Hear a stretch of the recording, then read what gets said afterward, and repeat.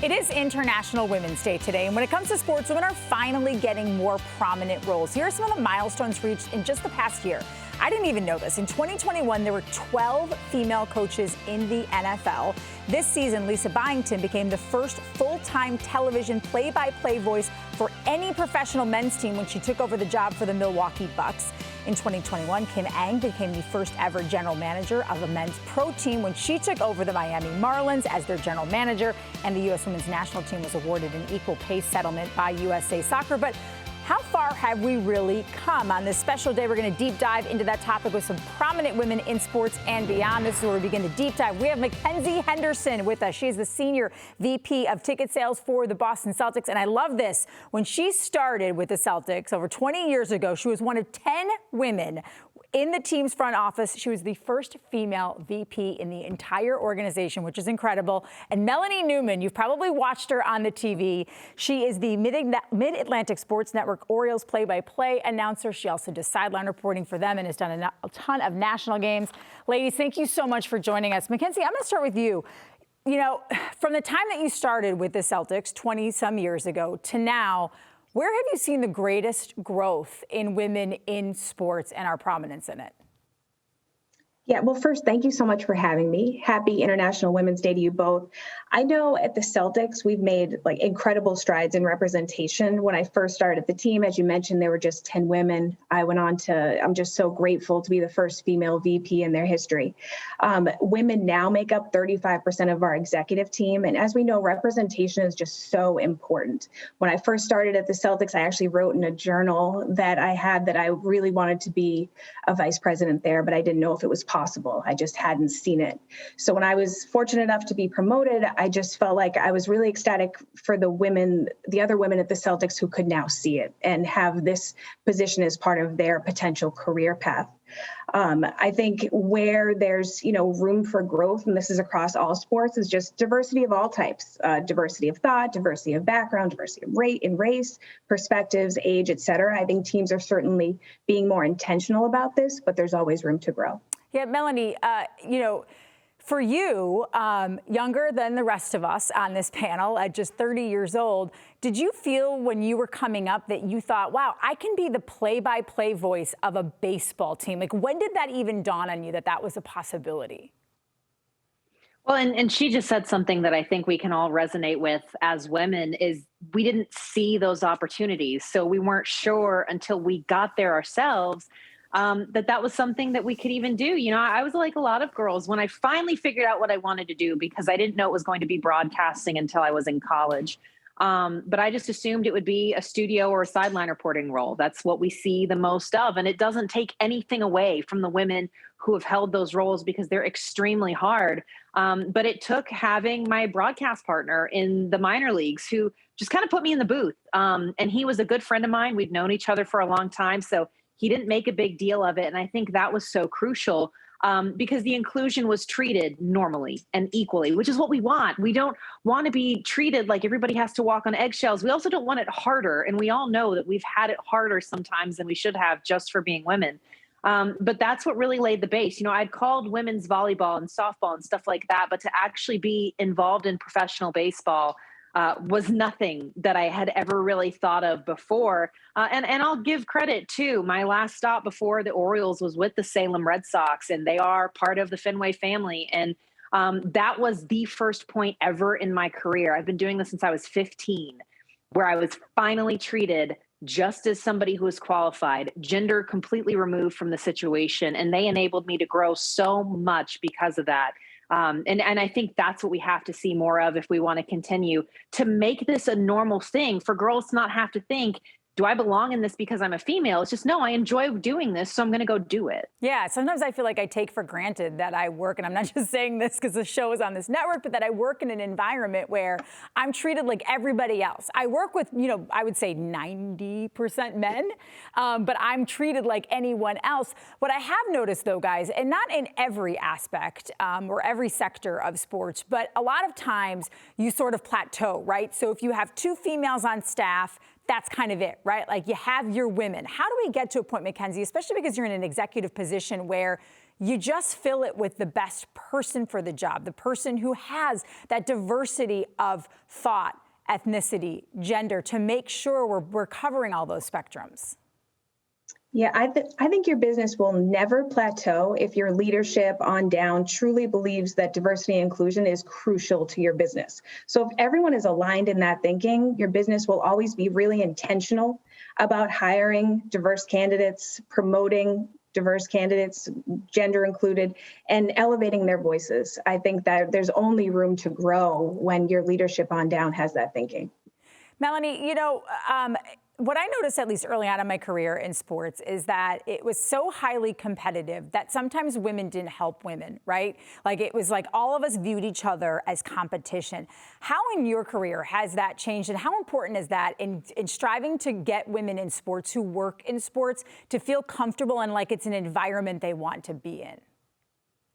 It's so crazy because really the outside society that doesn't involve us is what created that competitive, you two have to go against each other. And that's really the only answer that there's going to be to the situation. And it's so not true.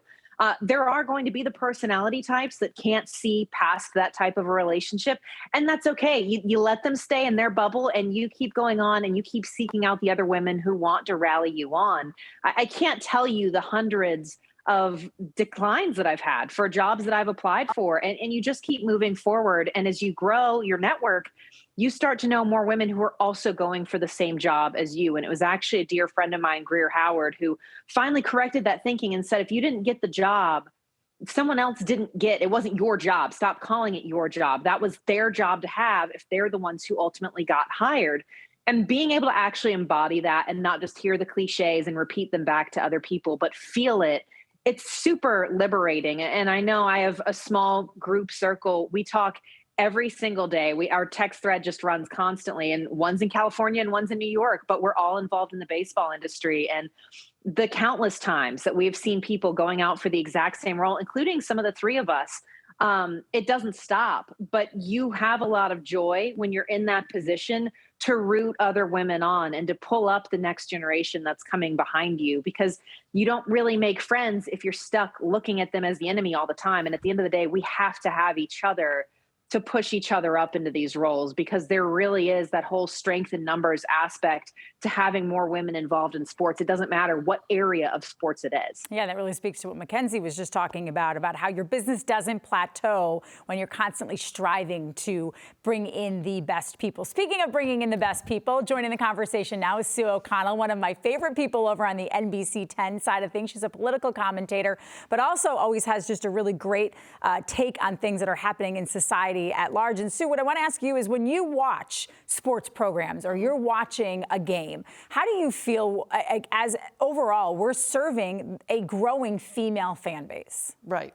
Yes, and we still kind of have these gender norms that are put on sports and put on fashion, that women are in fashion and men are in sports. And we encourage, our dads and our fathers and our uncles to bring girls to sports days so that they can get more involved. But I think to all these points, Trenni, that are being made, we need to expand the idea of how women are engaged in sports, not just in the front, but also in the back office. Wouldn't it be an amazing day if, you looked at a Boston Celtics and almost the entire back office and the coaching and the management were all female and it wasn't newsworthy? I mean, wouldn't that be a day where we didn't have to talk about it being female empowerment or helping women get ahead? I mean, what we need to do is just really continue to push the idea that women can be involved in all aspects of sport, and men can be involved in all aspects of fashion. We need to remove both the gender norms on these things while encouraging, gender differences for people who want to get involved. Yeah, I was talking today, I'm friends with a woman in town who is actually the quarterback of the local women's football team, and she's been playing football for 19 years. And when I told her we were going to talk about this today, I said, Allison, what strikes you as it's something we need to talk about? And she said, I'm so tired of having to talk about my side job and what I do and how this is like just another sort of almost hobby. And our stories show up in the lifestyle section, not the sports section. They don't ask me about sports. They ask me about all of the other things around me in life. And Mackenzie, it got me thinking of how do we treat women in sports and in sports management the same way we treat men? Because I do feel like the focus is often shifted to, quote unquote, more female things. Absolutely. And I think it just kind of goes back to how intentional your senior leadership is. And it's really not about seats at the table, ratios, checking boxes. It's giving these women a voice and the power to make decisions and the power to hire and to be at that table and feel really comfortable in using their voice to speak up for what they believe in and what's best for the business. Melanie, you talked about representation and how important, and Mackenzie talked about that as well.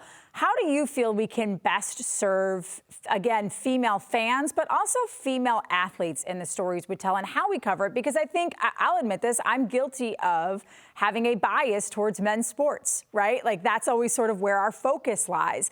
And even thinking about how is our main audience going to think about this? And our audience tends to be 25 to 54-year-old men.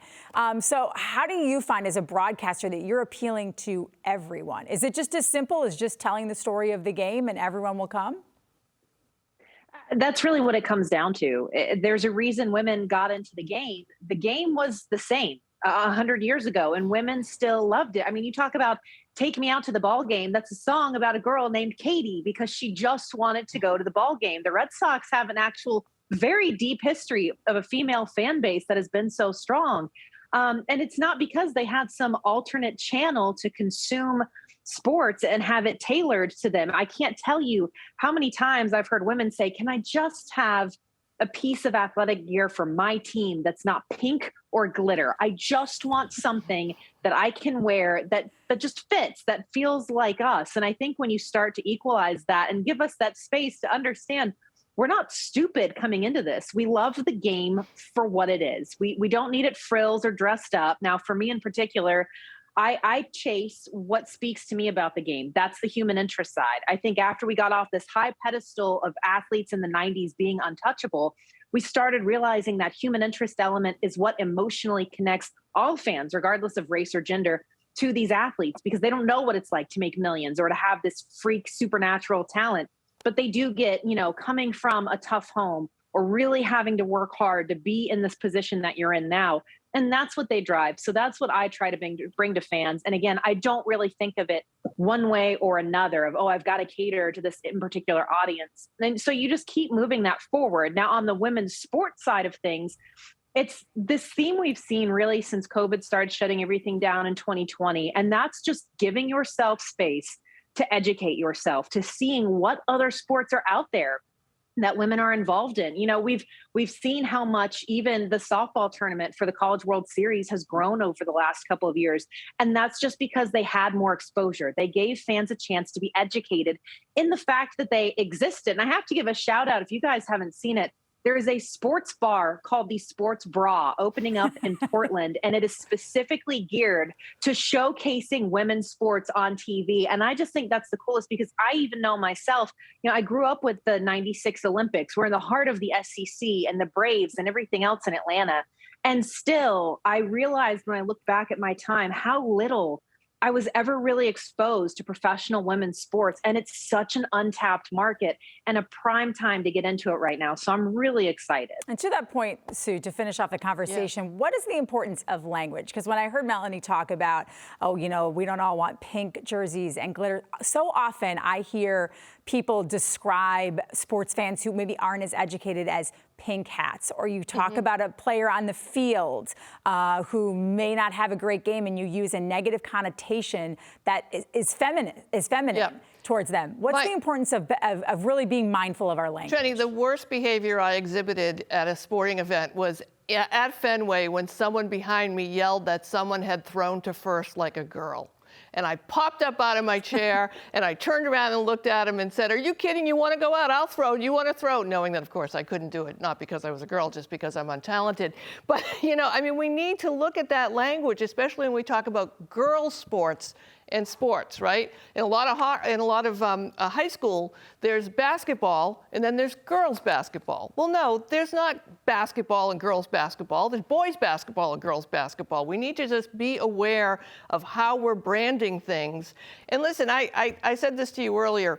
Once men start betting and women start betting on women's sports, when there's legal sports betting, I guarantee, and I hope, I've been hoping this for years, that the viewership and the engagement will go up, and that's what I'm hoping for. I'm not a big bettor, I'm not a big gambler, but that's what I hope. Tom Giles is about to walk in the studio. He can help you with that. Ladies, thank you very much for joining us today. Your insight was incredible. We appreciate it very much.